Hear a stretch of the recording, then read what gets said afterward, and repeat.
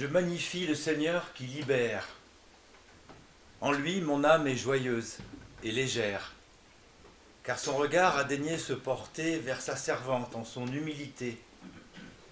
Tous désormais me diront « Bienheureuse ». Dieu fait en moi des choses merveilleuses. Son nom est saint et son amour s'étend sur toute vie qui le cherche et l'attend. Dieu a levé une main vigoureuse pour disperser les pensées orgueilleuses, pour renverser le trône des puissants, pour élever le pauvre au premier rang. Il a reçu et fêté à sa table, il a nourri les foules misérables, mais il rejette et livre au dénuement ceux qui fondaient leur pouvoir sur l'argent.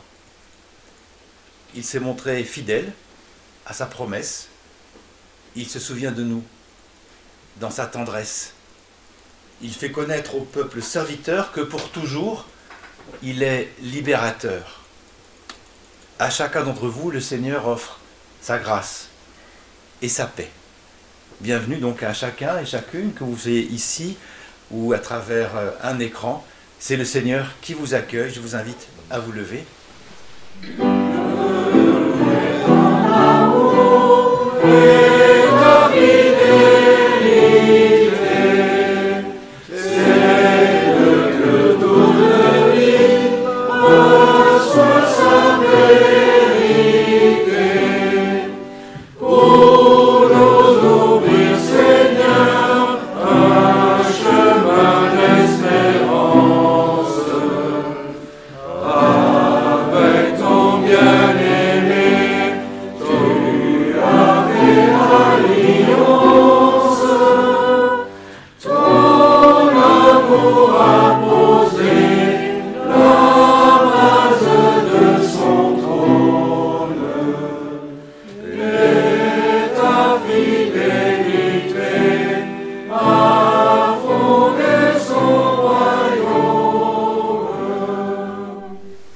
Seigneur, sois loué d'avoir en cette nuit tout renouvelé.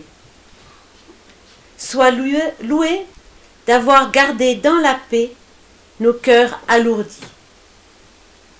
Sois loué de nous donner encore la fraîcheur d'une aurore pour refaire nos vies. Sois loué de faire renaître ton amour toujours comme si pour la première fois tu nous aimais. Sois loué, Seigneur, d'être notre paix.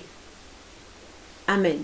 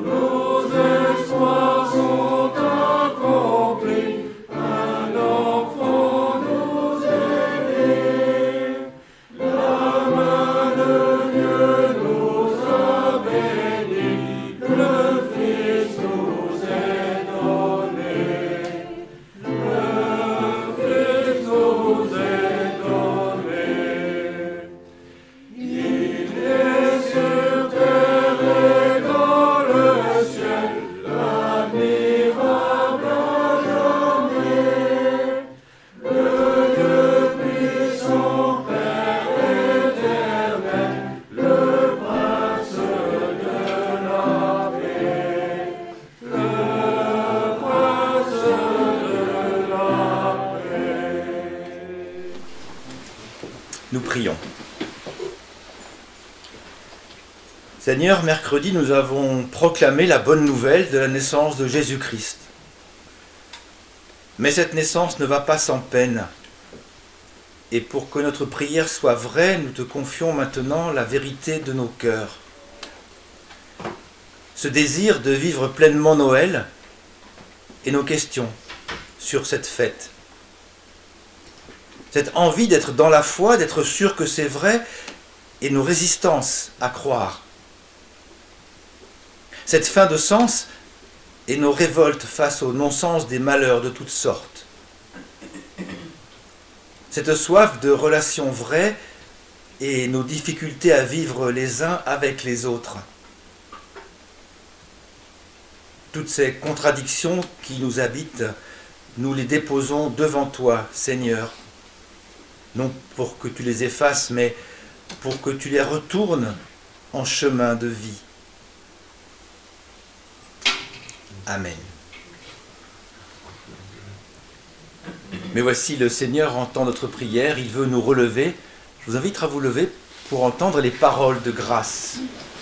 Le Seigneur dit, aujourd'hui, c'est fête. Naissance et renaissance pour tout le monde. C'est ma tournée. Vous êtes pardonnés. Accueillez sans complexe la douceur de Noël et vivez. Et voici ce que Dieu attend de nous avec la force qu'il nous donne. Qu'en vos visages, il y ait assez de lumière pour ceux qui sont dans l'ombre. Que dans vos cœurs, il y ait assez de paix pour ceux qui sont dans la révolte. Qu'au milieu de vous, il y ait assez de tendresse pour ceux qui sont dans la solitude et le deuil. Au nom de ce Fils de lumière, né parmi vous, pour qu'il fasse clair dans vos vies. Amen.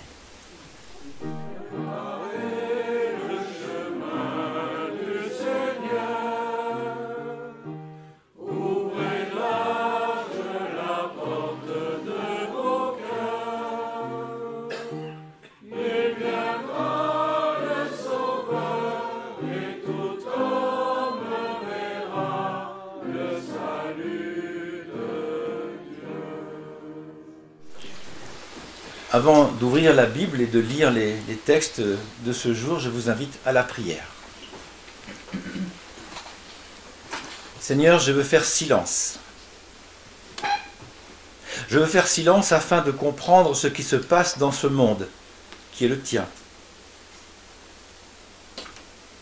Je veux faire silence pour discerner ta voix parmi toutes les autres. Je veux faire silence et m'émerveiller, car tu as une parole pour moi. Je veux faire silence pour recevoir ta parole qui se révèle dans les textes de la Bible. Je veux faire silence pour être à l'écoute de ce que ton esprit veut me faire entendre ce matin.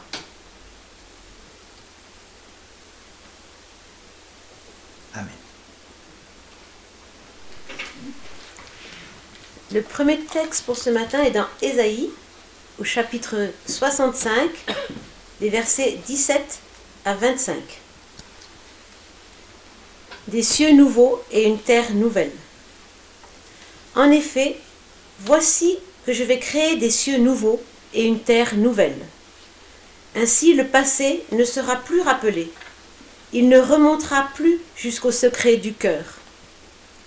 Au contraire, c'est un enthousiasme et une exultation perpétuelle que je vais créer. En effet, l'exultation que je vais créer, ce sera Jérusalem, et l'enthousiasme, ce sera son peuple. Oui, j'exulterai au sujet de Jérusalem, et je serai dans l'enthousiasme au sujet de mon peuple. Demain, on n'y entendra plus retentir ni pleurs, ni cris. Il n'y aura plus là de nourrissons emportés en quelques jours, ni de vieillards qui n'accomplissent pas ses jours. Le plus jeune, en effet, mourra centenaire, et le plus malchanceux, c'est centenaire aussi qu'il deviendra, moins que rien. Ils bâtiront des maisons, et ils les habiteront. Ils planteront des vignes, et ils en mangeront les fruits. Ils ne bâtiront plus pour qu'un autre habite. Ils ne planteront plus pour qu'un autre mange. Car, tels les jours d'un arbre, tels les jours de mon peuple. Mes élus pourront user les produits de leurs mains. Ils ne se fatigueront plus en vain. Ils n'enfanteront plus pour l'hécatombe, car ils seront la descendance des bénis du Seigneur. Et leurs rejetons resteront avec eux. Avant même qu'ils appellent, moi je leur répondrai. Alors qu'ils parleront encore, moi je les aurai écoutés. Le loup et l'agneau brouteront ensemble. Le lion, comme le bœuf, mangera du fourrage. Quant au serpent, la poussière sera sa nourriture. Il ne se fera ni mal ni destruction sur toute ma montagne sainte, dit le Seigneur. Ensuite, un texte de Ésaïe 66, juste après, les versets 10 à 14. Jubilez avec Jérusalem, exultez à son sujet, vous tous qui l'aimez. Avec elle, soyez enthousiastes, oui, enthousiasmés, vous tous qui avez pris le deuil pour elle.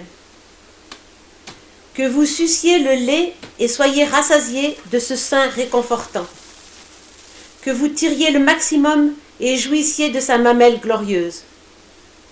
Car ainsi parle le Seigneur, voici que je vais faire arriver jusqu'à elle la paix comme un fleuve, et comme un torrent débordant, la gloire des nations. Vous serez allaités, portés sur les hanches, cajolés sur les genoux. Il en ira comme d'un homme que sa mère réconforte. C'est moi qui ainsi vous réconforterai. Oui, dans Jérusalem vous serez réconfortés. Vous verrez, votre cœur sera enthousiasmé. Vos os, comme un gazon, seront revigorés. La main du Seigneur se fera connaître à ses serviteurs, mais il se montrera indigné envers ses ennemis. Et le dernier texte, c'est dans Luc, au chapitre 2, les versets 22 à 39, la présentation de Jésus au temple. Puis, quand vint le jour où, suivant la loi de Moïse, il devait être purifié, ils l'amenèrent à Jérusalem pour le présenter au Seigneur. Ainsi qu'il était écrit dans la loi du Seigneur, tout garçon premier-né sera consacré au Seigneur. Et pour offrir un sacrifice, suivant ce qui est dit dans la loi du Seigneur, un couple de tourterelles ou 2 petits pigeons. Or, il y avait à Jérusalem un homme du nom de Siméon. Cet homme était juste et pieux. Il attendait la consolation d'Israël et l'Esprit Saint était sur lui. Il lui avait été révélé par l'Esprit Saint qu'il ne verrait pas la mort avant d'avoir vu le Christ, le Seigneur. Il vint alors au temple poussé par l'Esprit. Et quand les parents de l'enfant Jésus l'amenèrent pour faire ce que la loi prescrivait à son sujet, il le prit dans ses bras et il bénit Dieu en ces termes. Maintenant, Maître, c'est en paix, comme tu l'as dit, que tu renvoies ton serviteur. Car mes yeux ont vu ton salut, que tu as préparé face à tous les peuples. Lumière pour la révélation aux païens, et gloire d'Israël, ton peuple. Le père et la mère de l'enfant étaient étonnés de ce qu'on disait de lui. Siméon les bénit et dit à Marie, sa mère, « Il est là pour la chute ou le relèvement de beaucoup en Israël, et pour être un signe contesté. Toi-même, un glaive te transpercera l'âme. Ainsi seront dévoilés les débats de bien des cœurs. » Il y avait aussi une prophétesse, Anne, fille de Phanuel, de la tribu d'Aser. Elle était fort avancée en âge, après avoir vécu 7 ans avec son mari. Elle était restée veuve et avait atteint l'âge de 84 ans. Elle ne s'écartait pas du temple, participant au culte nuit et jour par des jeûnes et des prières. Survenant au même moment, elle se mit à célébrer Dieu et à parler de l'enfant à tous ceux qui attendaient la libération de Jérusalem. Lorsqu'ils eurent accompli tout ce que prescrivait la loi du Seigneur, ils retournèrent en Galilée, dans leur ville de Nazareth.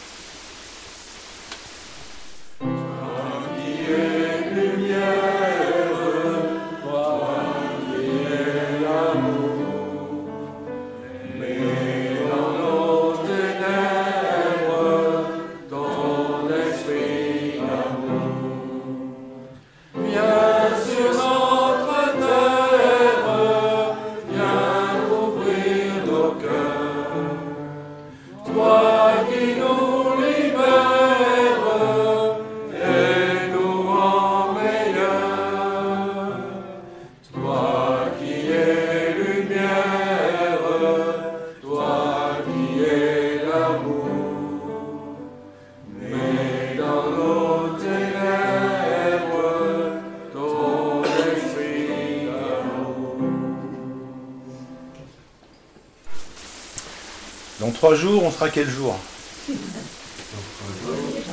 1er janvier. Une année toute neuve qui s'annonce.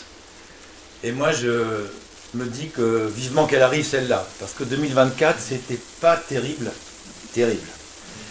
La guerre s'est poursuivie en Ukraine et à Gaza. Beyrouth a été bombardée. Notre pays plongé dans l'instabilité politique. Mayotte dévastée, alors évidemment, j'espère que 2025 apportera un peu de paix et de stabilité. On espère, on attend, on guette le renouveau. Et si je vous disais que l'année nouvelle a déjà commencé, si je vous disais qu'un temps nouveau est là, et que le 1er janvier, c'est aujourd'hui, vous me croiriez? Ah, j'en vois des sceptiques. Vous avez des doutes? Eh bien pourtant, c'est ce qu'annonce le texte de Luc. Mais oui, maintenant, mes yeux ont vu ton salut, dit le vieux Siméon. Qu'est-ce qu'il a vu, Siméon? Il a vu un couple s'approcher et lui remettre un enfant qu'il reçoit dans ses bras, tel un cadeau. Au milieu du temple de Jérusalem, au lieu de la tradition juive, il a reconnu que cet enfant est le visage du salut qu'attendait Israël. Ainsi se dessinent les contours de ce salut. Le salut se reçoit comme un cadeau. Le salut témoigne de la fidélité de Dieu. Le salut surgit comme une nouveauté. Le salut est un enfant. D'abord, le salut se reçoit comme un cadeau. Alors, ça vaut le coup d'examiner de plus près le personnage et l'attitude de Siméon. Qui est-il, cet homme? Le texte décrit comme juste et pieux, c'est-à-dire comme quelqu'un qui respecte les commandements de la loi. Siméon est juif, enraciné dans l'histoire d'Israël. Il attend la consolation pour son peuple malmené au fil des siècles par des puissances étrangères et des dirigeants plus ou moins corrompus. Donc il a la fonction d'un guetteur, comme les prophètes de l'Ancien Testament. Il scrute les événements pour y distinguer l'intervention de Dieu. D'ailleurs, il va être un petit peu prophète lui-même, comme laisse entendre les 3 mentions du Saint-Esprit. Donc le Saint-Esprit est sur Siméon et ça fait de lui une personne qualifiée. Vous savez, c'est ce genre de personnes qui ont des compétences particulières, qui sont experts dans tel ou tel domaine, qui sont souvent cooptés dans des conseils d'administration ou dans des cercles divers pour aider ceux qui décident à prendre leurs décisions en connaissance de cause. Bien sûr, les anges avaient déjà annoncé aux bergers qu'un sauveur était né. Et les bergers transmettent la nouvelle et s'en réjouissent. Mais en fait, on ne sait rien de ce contenu du salut. Pour ça, il faut une personne qualifiée. Et bien, Siméon, c'est justement une personne qualifiée, qui, par son expérience, peut légitimement reconnaître l'enfant Jésus comme sauveur. Une personne qualifiée pour donner une signification à la naissance de Jésus. Une personne qualifiée par Dieu pour expliquer ce que cette naissance va changer, pour donner un contenu au salut dont ce nouveau-né est porteur. Il a quel âge, Siméon?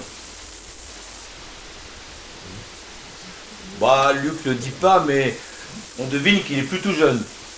D'abord parce que s'il est considéré comme juste et pieux, c'est qu'il a eu le temps de faire ses preuves.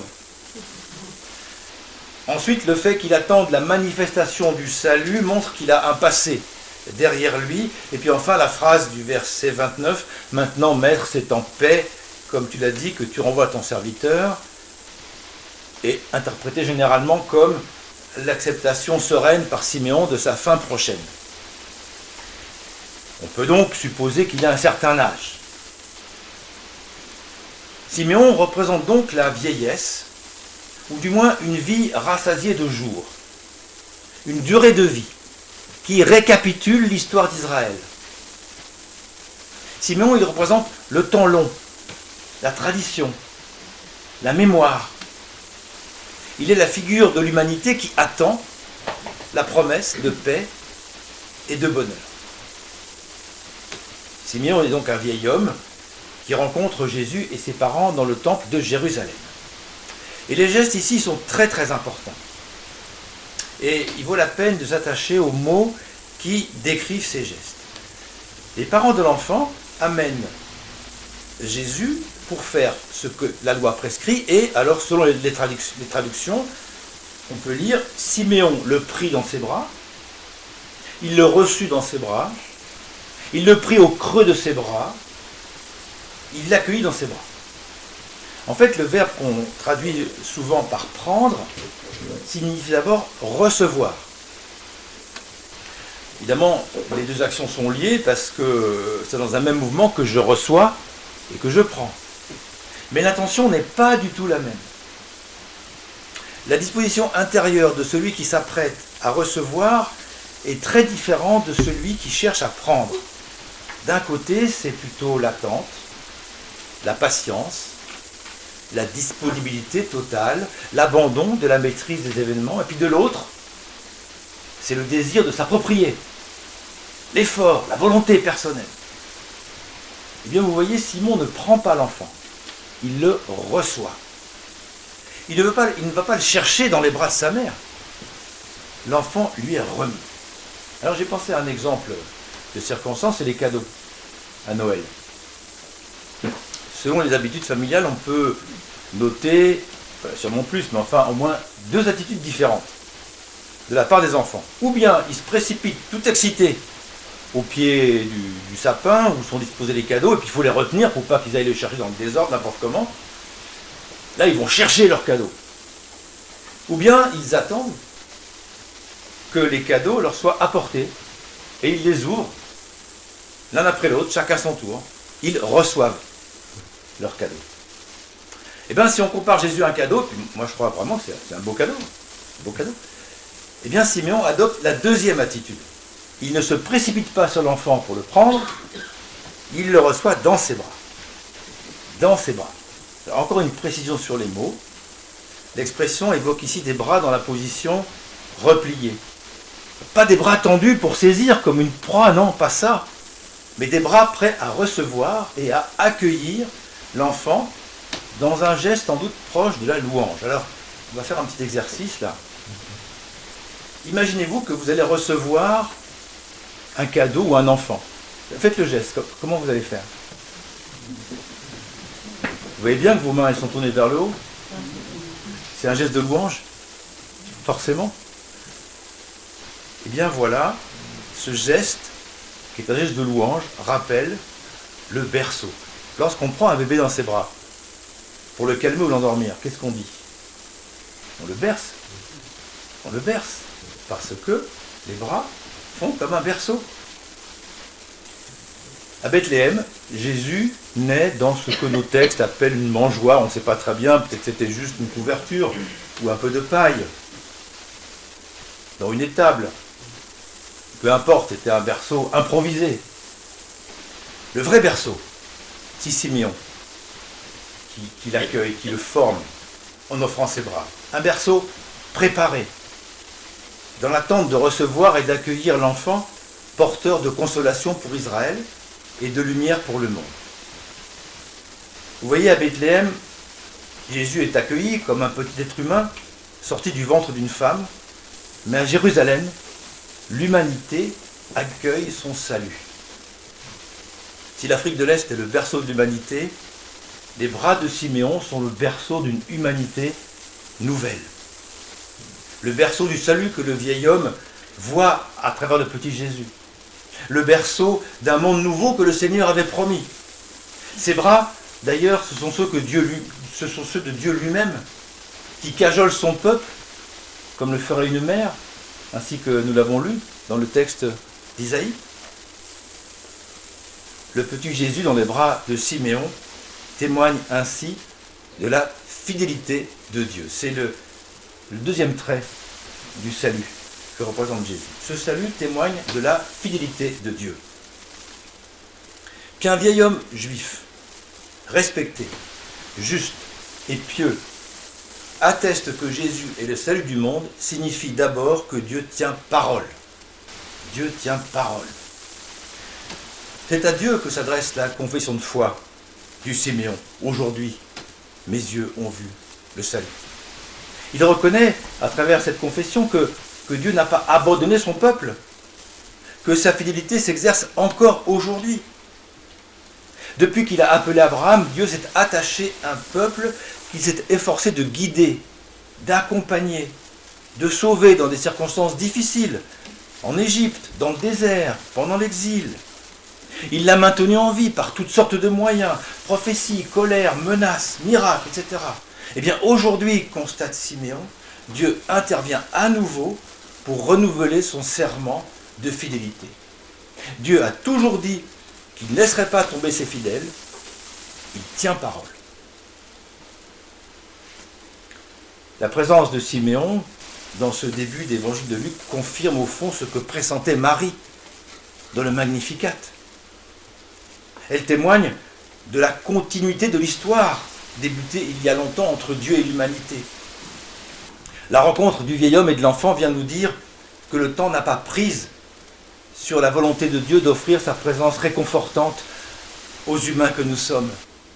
Elle témoigne de sa fidélité, cette fidélité qui nous dit la permanence de son amour, qui ne faiblit pas, qui nous dit la solidité de son attachement que ni nos égarements, ni nos reniements ne peuvent entamer, qui nous dit la loyauté sans faille de celui qui tient ses promesses.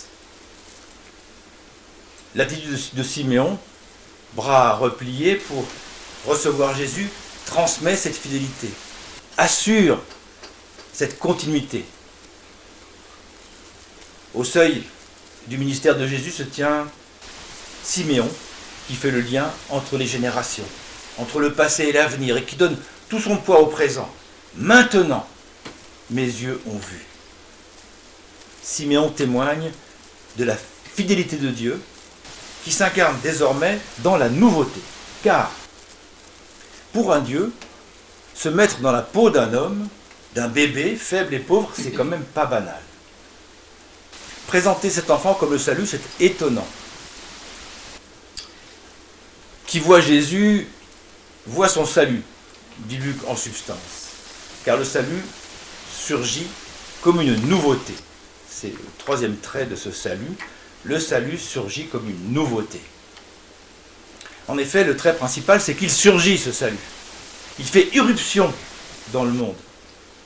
Au milieu de la vie qui se déroule comme elle s'est toujours déroulée, une nouveauté survient. D'ailleurs, le texte de Luc le dit très clairement. Où se passe cet épisode ? Dans le temple. Dans le temple de Jérusalem, centre de la vie religieuse, lieu sacré par excellence, haut lieu de la tradition juive. Le temple où se déroule tout un tas de rites bien codifiés. Et vous avez entendu, c'est pour accomplir un de ces rites que Joseph et Marie viennent au temple avec Jésus. Quand le moment vint pour les parents d'accomplir la cérémonie de purification qu'ordonne la loi de Moïse, ils amenèrent l'enfant au temple de Jérusalem pour le présenter au Seigneur. Car il est écrit dans la loi du Seigneur, tout garçon premier-né sera mis à part pour le Seigneur. Il devait aussi offrir le sacrifice prescrit par la même loi, un couple de tourterelles ou 2 jeunes pigeons. Le cadre est posé. C'est précis, hein ? Très précis. La loi est rappelée. Il n'y a pas d'improvisation, pas de nouveauté. Les parents de Jésus vont faire comme on a toujours fait. Et tout à coup, une nouveauté surgit dans ce bel ordonnancement. Et voici un homme du nom de Siméon. Il vient au temple poussé par l'Esprit Saint, et quand Joseph et Marie le voient, ils lui remettent l'enfant. Ils le reçoivent. Alors sans doute pense-t-il qu'il va accomplir les rites prévus, mais pas du tout, pas du tout. Il accueille l'enfant dans ses bras et adresse à Dieu une prière. Il bénit les parents et adresse à Marie une sorte de prophétie sur la mission de Jésus. Oubliez la loi, oubliez, bousculez la tradition. Au cœur même de l'institution surgit un événement, la surprise, au milieu du rite. À l'intérieur d'un cadre déterminé et a priori immuable, Dieu crée du nouveau. Remarquez, ce n'est pas la première fois. Faire tomber enceinte une jeune fille qui n'a pas connu d'homme, déjà c'était une nouveauté. Bon. Mais cette nouveauté, je dirais, elle a surgi dans un cadre intime, dans la maison de Marie, dans le cercle familial. Là, la nouveauté surgit publiquement. Elle est manifestée au grand jour. Elle est amplifiée par la prise de parole de Siméon et puis d'Anne. Dans les mots de Siméon, Jésus est reconnu comme le sauveur du monde, comme la gloire d'Israël. La gloire d'Israël, ce n'est plus le temple, ce n'est plus la loi, c'est Jésus. Dans le temple du Seigneur, le Seigneur du temple fait irruption. Ben ça, c'est un sacré renversement. Et on comprend mieux pourquoi Luc prend soin de décrire les différents épisodes de la grossesse de Marie, depuis l'annonce de l'ange Gabriel jusqu'à son accouchement, en passant par le voyage de Nazareth à Bethléem. Les mois et les jours paraissent bien longs à la maman, surtout dans la fin. Mais enfin, quand vient le moment, après quelques heures de travail de la future mère, tout va très vite. L'enfant passe la tête et, normalement, le reste suit. D'un coup, en quelques secondes, l'enfant surgit dans le monde. Eh bien, tel est le salut que voit Siméon. Une nouveauté qui surgit. Maintenant, une vie nouvelle qui fait irruption. Pas de dogme à accepter, pas de geste à accomplir, pas de rite, pas d'engagement obligatoire, rien à croire. Rien à croire. Juste un enfant à voir. Un enfant à recevoir. Extraordinaire nouveauté. On n'avait jamais vu ça. Un Dieu qui offre. Un Dieu qui s'offre sans contrepartie, sans rien exiger en retour. Un Dieu comme un enfant qui vient sauver le monde. Un enfant offert comme une planche de salut pour tous les humains de la terre. Un enfant porteur de paix, de justice, d'amour. J'ai lu souvent que les bergers prenaient dans leurs bras les agneaux nouveau-nés. Vous confirmez ? Bon. Et bien de la même manière que Siméon accueille Jésus. Celui qui finira sa vie comme une brebis qu'on mène à la boucherie, a commencé sa vie comme un agneau sans défense. Voilà ce qu'est le salut. Voilà ce qui sauve le monde. Voilà ce qui témoigne de la fidélité de Dieu, qui lui donne une perspective au monde, qui donne une espérance, un avenir. C'est un enfant, aussi fragile qu'un agneau. Un enfant qui témoigne de la fidélité de Dieu. Un enfant qui surgit comme une nouveauté dans la répétition des rites et des habitudes. Un enfant comme un cadeau qui fait irruption dans un monde bien organisé pour l'organiser autrement. Un enfant qui, sans attendre, vient nous dire le nouvel an, une nouvelle ère, la vie nouvelle, c'est maintenant. Alors, bonne année. Amen.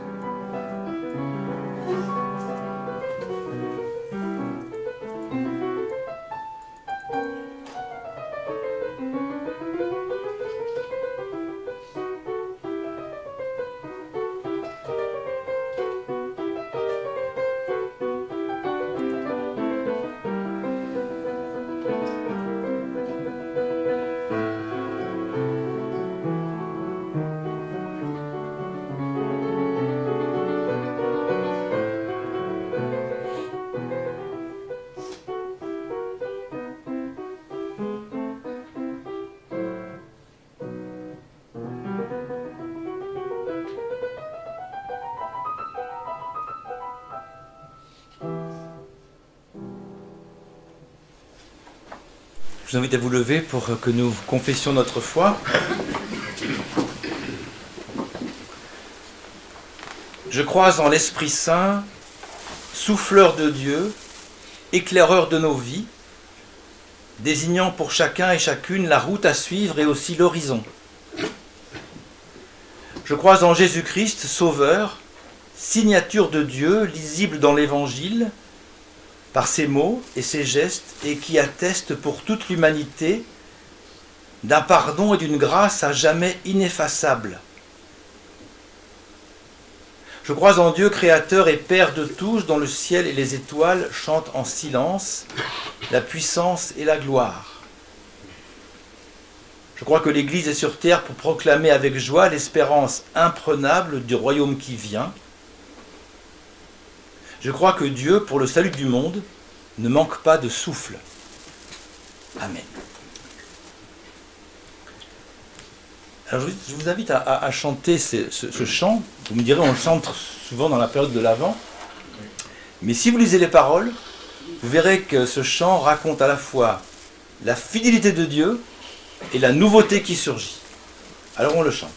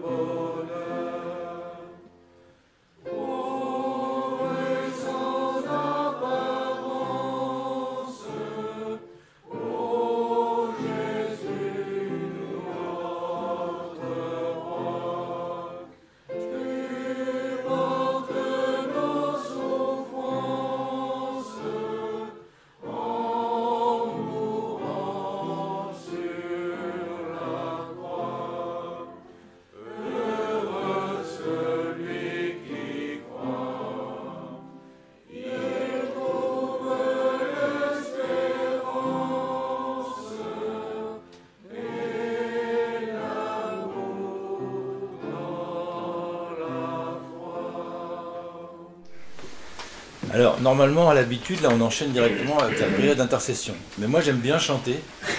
Et puis, je me suis dit que, bon, pour rester encore un petit peu dans la douceur de Noël, un peu dans ce temps, et puis chanter notre espérance, alors, je vous propose de chanter encore.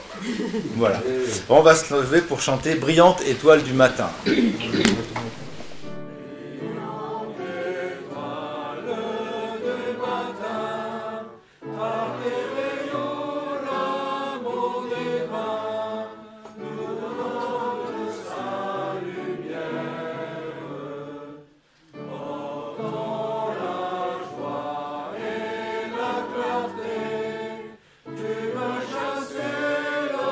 L'obscurité, il règne sur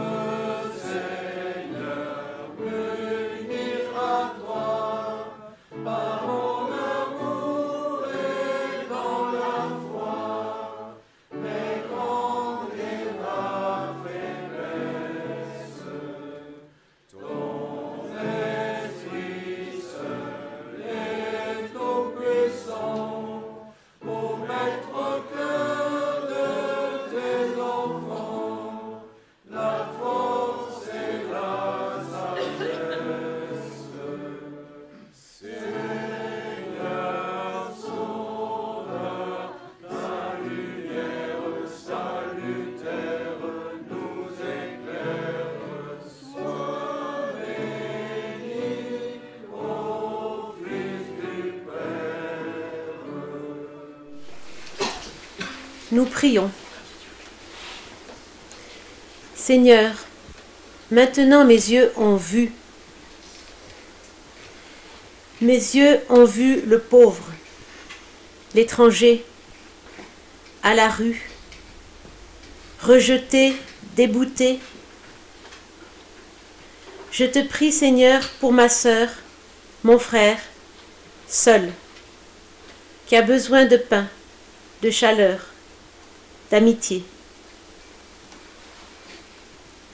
Mes yeux ont vu le malade, le vieux, le découragé, le déprimé. Je te prie, Seigneur, pour ma sœur, mon frère, qui perd espoir, qui a besoin de présence, de chaleur humaine, d'espérance. Mes yeux sur les écrans ont vu les enfants, les civils de tout âge, victimes de la guerre, apeurés, blessés, et aussi les jeunes hommes, soldats, endoctrinés, envoyés à la boucherie. Seigneur, je te prie pour ma sœur, mon frère, pris au piège de la haine, de la destruction, de la barbarie. Ils ont tant besoin de paix, de calme. Mes yeux ont vu la violence se déchaîner partout. Mes yeux ont lu comment des hommes sont emprisonnés, torturés, exécutés. Je te prie, Seigneur, pour ma sœur, mon frère, qui rêve à la fraternité, à la bienveillance entre les hommes. Seigneur, au seuil de cet an nouveau, nous te prions pour tous ceux qui souffrent, quel que soit le nom de leur souffrance, et où qu'ils soient, loin ou tout proche. Donne-nous d'être tes ouvriers de paix, tes porteurs d'espérance, tes semeurs de joie. Nos sœurs, nos frères en ont tant besoin.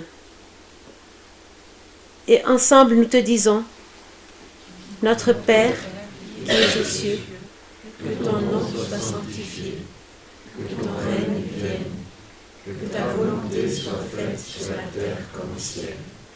Donne-nous aujourd'hui notre pain de ce jour. Pardonne-nous nos offenses, comme nous pardonnons aussi à ceux qui nous ont offensés. Ne nous laisse pas entrer en tentation, mais délivre-nous du mal. Car c'est à toi qu'appartiennent le règne, la puissance et la gloire, au siècle des siècles. Amen. Je vous invite à vous lever pour recevoir quelques paroles d'encouragement et la bénédiction de la part du Seigneur. Dieu en personne descend vers ceux que les puissants rejettent et méprisent. Soyons à ses côtés. Dieu en personne descend dans le tumulte des haines, des guerres, des portes qui se ferment pour y incarner la réconciliation, l'accueil, le partage et la paix. Soyons à ses côtés. Dieu en personne naît en territoire occupé par le pouvoir de l'argent et la peur de l'avenir pour y installer la puissance de l'amour. Soyons à ses côtés. Le Seigneur vous bénit et vous garde sur vos routes, aujourd'hui et chaque jour de votre vie. Amen. Et qu'est-ce qu'on va chanter? Voilà. Amen.